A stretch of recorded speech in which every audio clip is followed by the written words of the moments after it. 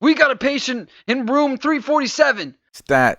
His corpus cavernosum has been severed. We need replacement ovary. Stat. Quick, we figured it out. He needs a new liver. Grow one. I don't think he has enough steps. You better check his Fitbit.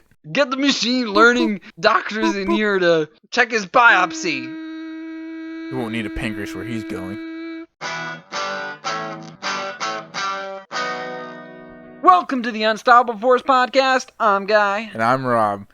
And today we are going to be talking about some really interesting advancements in the medical sciences. See what new technologies have been coming around and looking to the future and anything exciting coming around the corner. And there's some crazy shit right around the fucking corner. Oh, yeah. Like shit that you probably like 5 years ago or 10 years ago probably thought that It was science fiction, probably. Essentially. Yeah. Like, this shit's crazy. I mean, the first thing is there's some really, really cool wearable technology that's getting pretty advanced. Yeah, I mean, right now, almost everybody has a piece of wearable health tracking. Yeah, like an Apple Watch or Fitbit. Right, exactly. Something that, tells you your heart rate, your how healthy. Like you can put in. There's apps to put in like your weight and all this stuff. Know your how much you walk or your diet. So that's all pretty cool. Yeah. But yeah, the next stage is even cooler. Like it's taking like what we already know about these devices, and it's like, oh, it can tell what your heart rate is. Yeah. It's like, okay, that's kind of cool. Yeah. I mean, it makes sense. It's not that difficult for it to test that. It's more like non-invasive stuff, right? Versus to really get like vitals and other information, you kind of have to check your blood and all this stuff. So there's this thing called Dexcom G6. It's a glucose tracking device that instead of pricking blood or other ways that it's for like a diabetic. Yeah, for diabetic too. It's a chip basically that goes in beneath the skin and it tracks the glucose levels, and it'll continuously track it and give updates to your device, to a device usually. And recently, Apple just paired up with them to have that directly to the watch as like an app. So like to have they would be able to put the chip into the skin.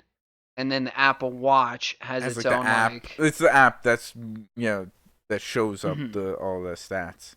That's super cool, and I feel like that's like only this first stage. Yeah. Because this is like, it's kind of coming out of more necessity. I feel like that, diabetics would be like the very first, almost like group of people to, give this technology to. Right. They need the continuous tracking. Yeah. To keep checking. And like, who wants to like prick their finger every time they want to get it checked? Yeah.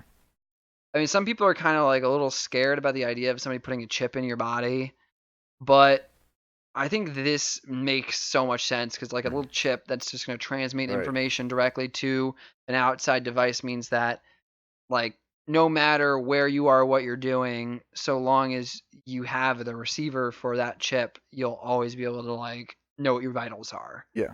And it's pretty cool because you can apply this probably to, I would gather, cholesterol or other blood like readings they can find that getting blood work. I mean, I'm not exactly sure how like that works, if you have to separate for different checking for different things, but I'm sure that the technology will be able to like look into the future, be able to read these different things, cholesterol, STI type of stuff even, or anything like that. That'd be crazy. Like, you could know in real time when you got fucking HIV or some shit. Yeah.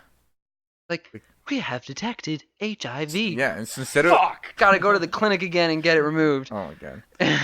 Well, instead of, like, getting the symptoms, you're finding, what's wrong before the symptoms come, and then you can stop it way before something bad is going on. Yeah, I mean, that's, like... The end goal is like a full monitoring like chip or system that maybe multiple chips. But that's like, I feel like people don't like the idea of chips inside their bodies because there's this idea of, what if it's harmful, to the body to have this mechanic like or computer part or like metal or plastics Components, that are yeah. in it, and the chemicals. But then also on the other hand, there's like, what if the government is like in cahoots with the pharmaceutical companies, and they've really got, tracking GPSs in Yeah, all the chips, uh-huh. and now they know where everyone is. Yeah, what if? Uh-huh. hmm They're all lizard people.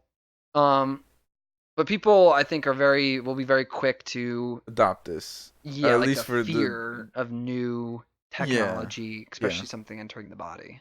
Yeah. Well, there's a piece of technology that um it's like resorbable chips that doctors have used to put into like in the brain that it like monitors temperature and pressure, and it just absorbs back into the brain. It's like it's like safe, hmm to absorb back into the body. So there's definitely materials that are safe to put into the body. Another really cool piece of news that kind of once again brings tech and medicine together is they're using machine learning to actually diagnose gut disease in like impoverished countries. So essentially, like children who they don't have easy access to food or Right. sanitation, Yeah. like regular sanitation, and then they also often have to drink non-potable water, which is like dirty water.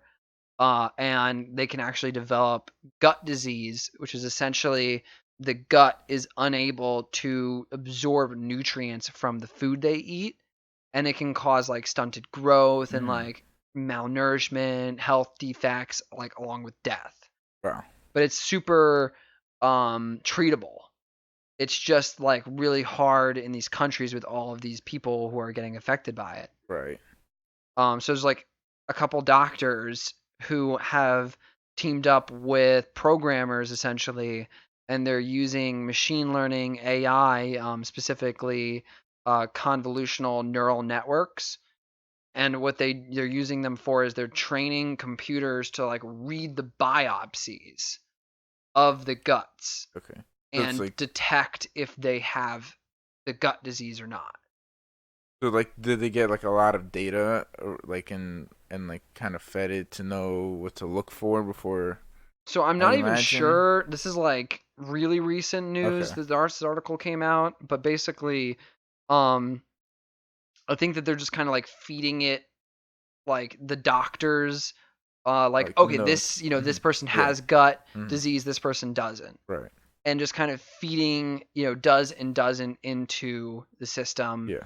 and then the computer is like figuring out the pattern of, okay, well, what are the things that are common amongst the ones that do and the ones that don't, and then they're actually thinking that they may end up finding patterns that humans have not discovered yet in Okay. gut disease. So Yeah. like an indicator Pretty like that early indicator. mhm, You can find something that you can catch it before it gets too bad, or before it's like really happening, or somebody that's more prone to it, if mhm.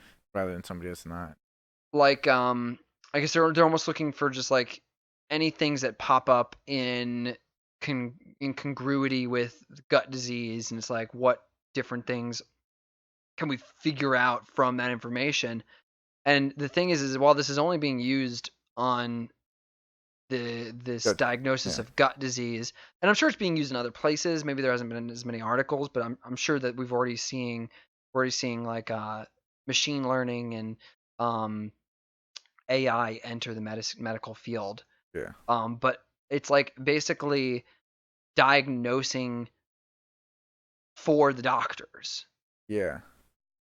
So it's like without needing the doctors to be there, or hmm you can just go in and kind of get a diagnosis Well, so of the this. doctor would still have to do the biopsy because like a Okay. biopsy is like the removal of like some of the Right. cells or whatever. Um, but I think they would just like do the biopsy and then like feed it into the Mm. imaging, and then Right. the imaging would go into the AI, and then the AI would spit out thumbs up, thumbs down. Yeah. Yeah. So the humans, they don't actually have to do the like work of, let's say they take 1,000 biopsies Right. from these kids, and then they just want to feed it into the system and then have it output, yes or no. So it's like a almost like a nurse or somebody, I don't know who does biopsies, but like somebody that's you don't need like the highest qualified doctor where it's harder to get these doctors into these places.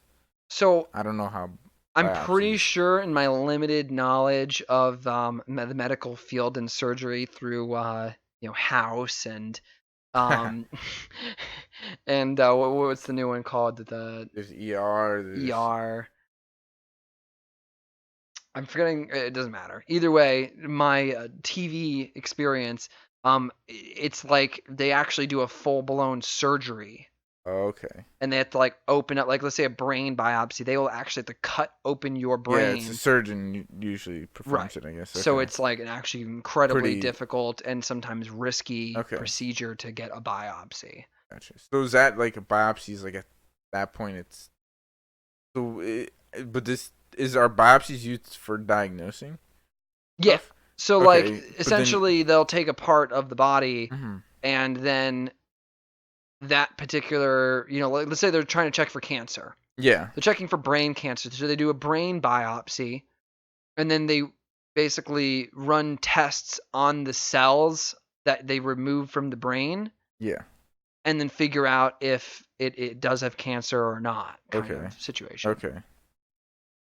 So you're like, so it's kind. So with this machine learning, it kind of expedites, in a sense, the process. Makes it, Right. it It just quicker. speeds it up. Okay. So like I guess they would still have to do the biopsies, Mm. but then that's kind of where the doctors don't have to like continue to Mm. do as much work. Gotcha. So you can start doing a biopsy on somebody else Yeah, so you're just like doing a before. biopsy after biopsy after biopsy, and then just Hmm. like feeding it into the machine, Yeah. like the information from the biopsies. Right. Um, I mean, once again, like we don't know that much about the how biopsies work, and Mm. I think that each like area of the body that you do a biopsy on is different. Yeah, I think it's for specific. Like you can do bone marrow. There's Right. skin. There's And I think it's like a different process for every one of them. So yeah. like one of them might be surgically removed, but for all we know, like a gut biopsy could actually be a relatively simple procedure comparatively to a brain biopsy, Yeah. which is like a full surgical procedure that they have Yeah. to open up the brain. Right. Um, but this is doesn't really just end at This. gut Yeah. disease. Hmm. Like theoretically, I mean, I would guess based off the way that they describe it, you'd be able to use this to read an MRI and Yeah. determine, like, you could create an AI that would just look at pictures of MRIs and which ones have cancer, what cancer, and things like that. And then once it's trained, you can just feed it pictures of MRIs, and then it could tell you like what cancer you have, what stage it is, Right. or what all the possible things it could be. Right. And then it's like, if it needs further, so sometimes they can like do an MRI, see something, and then go, okay, we need to do a biopsy Mm. because we don't know what it is. It could be a cyst. It Yeah. could be some other pocket of something. Um, so it would just like help in the diagnostic medicine of almost any other thing. Right. Any like X-ray you can use it Right. on. That too. Like anytime you have to go to a doctor and they take a picture or like an image of some part of your body to figure out what's wrong with you, or even other things, it doesn't have to be a picture, just information. Yeah. They could output essentially what you have, or They can like make information. like a more advanced WebMD where Yeah. like you're putting in like I like imagine I can like aside from like needing like biopsies or Hmm. whatever, imagine putting in like symptoms where like a doctor basically using like an advanced WebMD when you have enough data, it Dude, kind of WebMD knows. scares me though. Not like actually scares me, like going on it like freaks me out like I'm a hypochondriac, but I think like WebMD and access to information like that and the form that they give it in is actually really bad Yeah. and causes like All hypochondria right. hardcore. Yeah, I think that if we took like machine learning and stuff like that with like in like a WebMD, like you like we need to it'll need to be utilized. That's not just something like MRI, something that you don't have to go do. It could just be something more simple that like it could be more utilized for like more standard doctor, like when you're going to checkups or Right. stuff like that. Or like maybe you don't even need to go to the doctor's office, Hmm. and you can like put in your symptoms, or there's Yeah, a you can picture, have or if like you have a your Apple Watch, mm-hmm. transmit the information of the vitals to like an app on your Yeah. phone that like runs an AI machine learning Mm-hmm. program to figure out like, oh, you have a higher chance of, heart disease or like, Mm-hmm. I don't know. It'd be kind of cool though. I think we will get to that point Yeah. where our bodies are Yeah. essentially just going to be like constantly being um monitored, and then like some AI will just auto tell you when there's something wrong with your body. Yeah. It, like we're already like in the age of like long lifespans, Mhm. and that would just prevent so much more if you knew when you got something right away, if it's checking your blood, or if you like couldn't make that trip to the doctor, and then you can get just checked out by like using your like device or your phone. Like if you have something that you don't know if it look like a rash that looks right, and you can take a picture and like just get that checked either with like a through machine learning, or like even before that, I think to make like healthcare in a sense more accessible, it would be like online doctors where like Mhm. you can talk to a doctor, whether it be for like mental health or if you want to have like an appointment, you talk to them. Like yeah, they can't check all your body, but like if you have something, you have to show them. Then you can do like a video, and Yeah, you if don't it's have to go like anywhere. when you go into physical, they do, all the basics, checking your Yeah, ears, check your eyes, yeah, and your wrist and all those things. Like somebody, at some point your phone could probably just do all those things. So instead of yeah. going in for physicals, you just do a bunch of things on an app and then Hmm. send all the information in. And it's like they don't even need to do blood tests because your chip in your body just does all the blood testing for you and Yeah, just sends the data, yeah, which would be crazy. Um, but like that, I mean, that's only one new technology, but that's kind of using AI in medicine in general, and I think it's going to get crazy the more we get down in that rabbit hole. We're probably even thinking of the applications of machine learning in medicine, yeah. and diagnostic medicine specifically. Right. But even beyond that, like not just they're not just diagnosing things easier, but they're also like growing entire organs. Yeah, having artificial organs and printing them, like because 3D printing has gone so advanced that you can have precise like bone, like it like put in place for bone, like your kneecap, and it could be different materials. That's getting more advanced, but so scientists have been able to create blood vessels and ovaries and pancreas and bladders with growing, just been growing them, and there's been like tests with Hmm. trying to grow hearts and lungs and testing them. Like I know they tested lungs on some pigs, so like It's even the like most crazy. vital organs, like not, they're starting to so that you don't have to do like a transplant. You could just grow it into like the body in a sense, and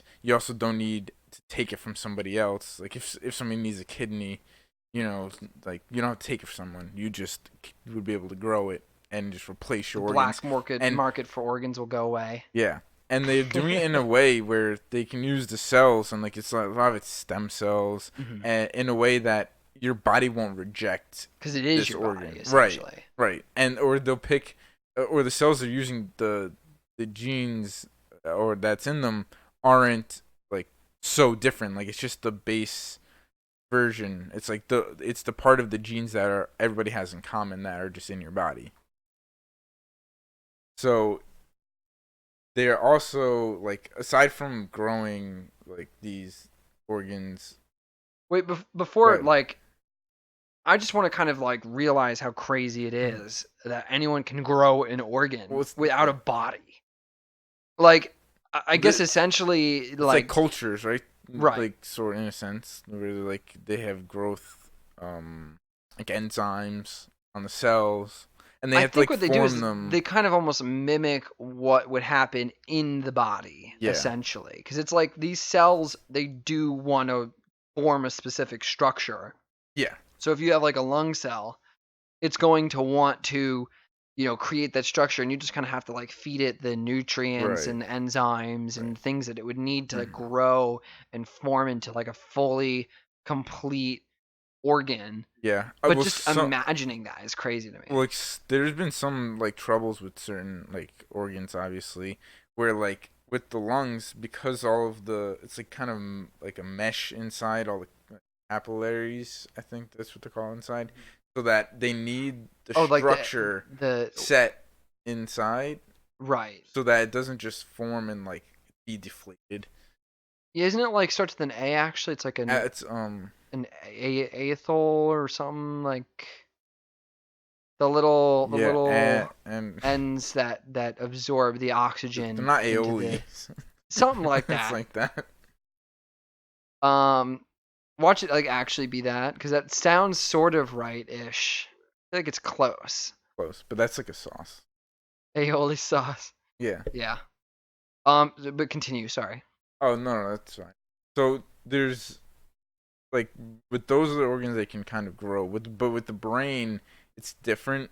It's like you can't really grow back like Mm-hmm. parts of the brain, or like if you lose ability to use part of your brain or can't control it, they can't really grow anything or change anything in there. Right. So they have chips that actually connect to specific nerve centers, and you can it works for either nerves that are sending signals when they shouldn't, such as Parkinson's or epilepsy, and they'll block them at the nerves or extend them when they need to because they know like the movement. Because with Parkinson's, if you're shaking, like that's Mm-hmm. just a signal that's getting sent. But then, if there's like if you can't like I guess move or control, I think guess that's more nervous system. But there's some other parts of the nerves centers that you can send signals that were like dead centers. Like so, if you didn't have control over them, Gotcha.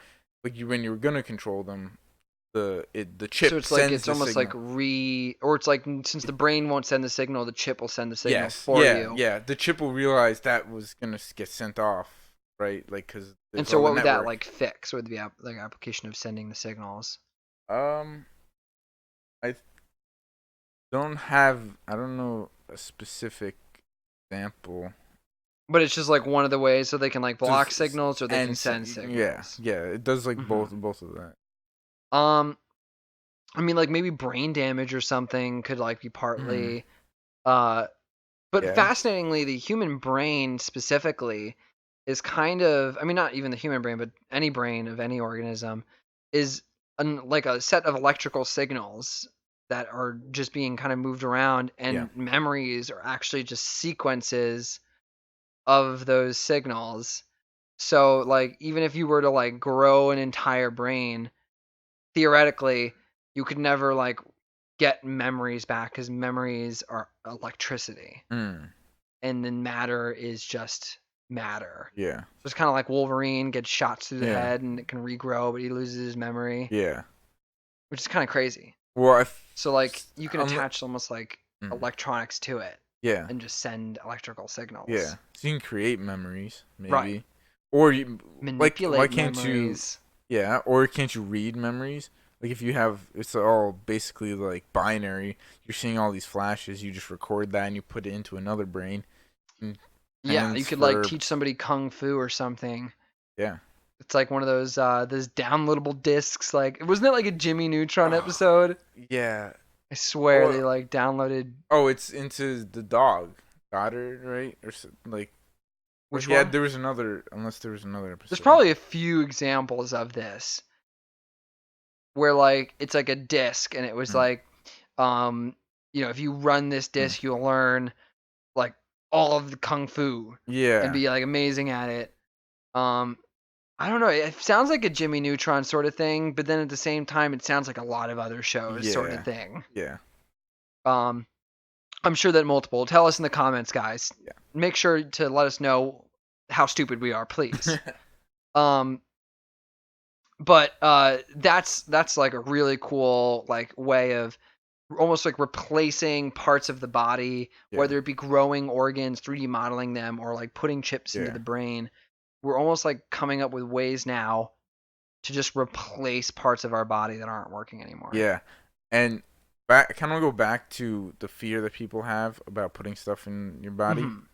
And I think that with like diabetes with the chip detecting the glucose or in the brain like chips, like because there's people that they don't want to suffer with Parkinson's or epilepsy, and they want to know that their diabetes is under control. So they're gonna go with this with knowing some of the risks. And Hmm. once it's proven through all of these different applications that the technology is safe, then I think we'll see more adaptation of more commercial like uses that aren't just that like are just general monitoring, for example, and different I think part of it's also like older people are a little bit mm, more afraid of new technology in the form of like putting chips into the body because they also yeah, grew up during like the Cold War yeah, and like all of the even like it doesn't matter. It's like American propaganda essentially mm, against the Cold War, and then like all the movies and all of the like conspiracy stuff. Like I feel like that has been kind of hammered into people's head throughout the 70s, 80s, 90s. yeah,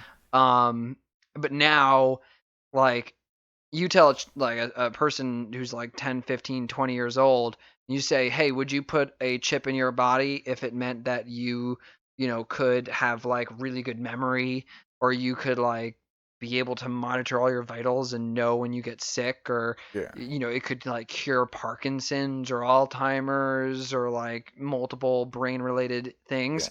I think nobody would be that skeptical of it. It's really only the old people. yeah. I think even like it's because even our generation kind of grew up with adapting into the technology, so we Mhm. learned it and we learned what was good as it was going on. Then the generation after us, they're just born with it in their hands, so they just know it to be there. So yeah, there's kind of the sort of fear, but I think that's why with the Alzheimer's and Parkinson's and all this stuff, we might see more like the older generation kind of adapting more. I mean, obviously the Mhm. technology's not there yet, but if it's at a point where it's good and they're old enough, Right. they're gonna use it and they're gonna be like, oh, this is actually really good. I think if it's a medical professional telling you to do it and Hmm.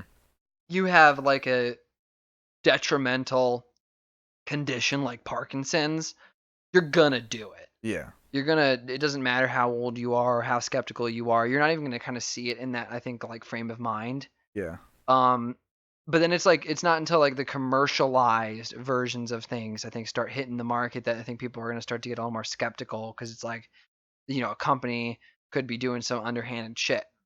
me. And especially in like pharmaceutical industry and shit. What?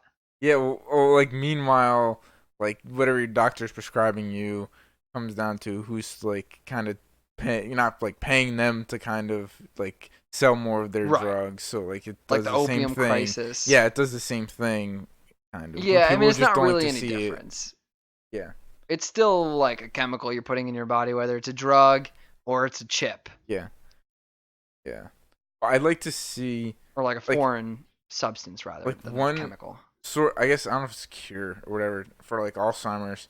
Like if we have chips that can like record memories, you can have your memories all the way back and you can recall them so that if somebody that would be prone to Alzheimer's, let's say like you find out you might you're in your family history is Alzheimer's, then you're gonna be like, oh, let me like go for this technology that records my memories so that if I develop it, I will still be able to like access that, and Hmm.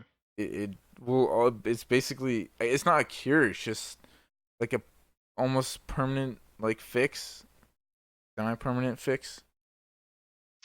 But then there's one more uh like thing that's like a artificial like organ kind of fix is for your eyes. So they have artificial eyes.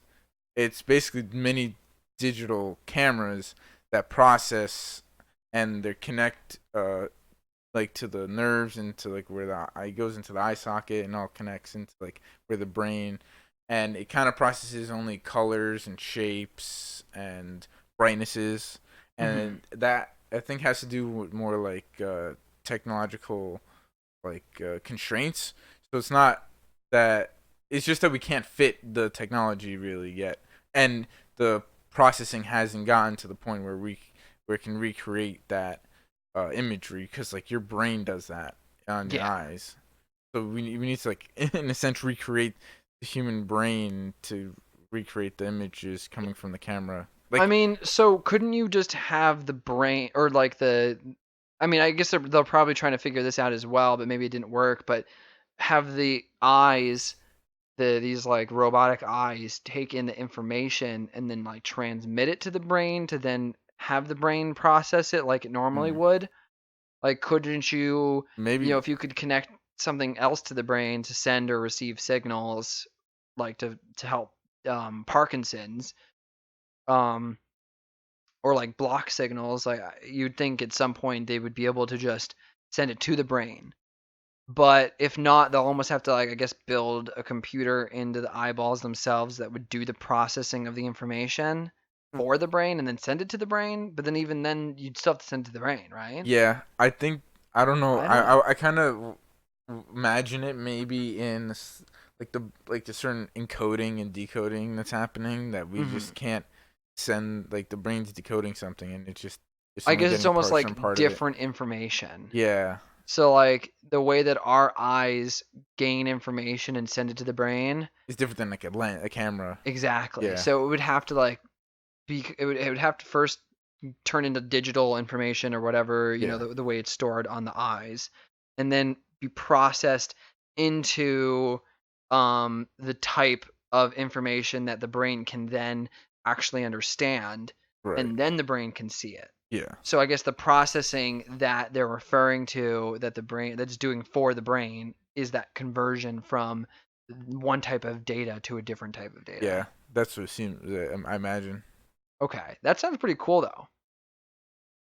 Like I can't imagine living my entire life being blind and then all of a sudden somebody's like, "Hey, you want to be able to see?" It'd be it'd be scary. I feel like you wouldn't. I feel like somebody who's never seen it, they could be like 40, 50 years old. Like I think like a 15-year-old would be cool with it. And they wouldn't have an issue. Right. But somebody who's just lived their entire life without seeing, suddenly being able to see, I think it might drive them crazy. I don't know. I think Mm. it's a lot of information for the brain to handle, like just adding another huge load of Yeah. information that's never existed before. Yeah. That may like you could be married and you could think your wife is beautiful just based off of her voice and her scent Mm. and how she sounds, and then suddenly you're able to Mm. see, or obviously how she feels too. Mm. That's a big part. But and then all of a sudden you can see her and then Mm. have like a completely different like Right, because perception of her. your references are different than what like you'll be able to see. Like your this perspective on your visuals versus your touch, like how close like your Hmm. hands come together and all that. But I imagine I would, or at least I would suggest starting with like here's the light and like do Yeah. that. Okay, now like you can handle that. All right, let's get the colors in here. Now you're just seeing different colors. Then you can get into shapes, and then like you start kind of stepping into what Hmm. like you can actually see instead of just shocking all these different shapes and lights and all I these feel different like part things. of it though is for somebody who can see, so much of our perception of reality comes from our sight, and it's a significant amount larger than the rest of our senses. So like you see somebody across a room and you'll make a perception about them without knowing a single thing about them. And humans do this with every person they'll ever meet. They're going to come up with some sort of assumption or conclusion about another human being, even if it's something as mild as that they seem nice. Mm. That's an assumption. Yeah.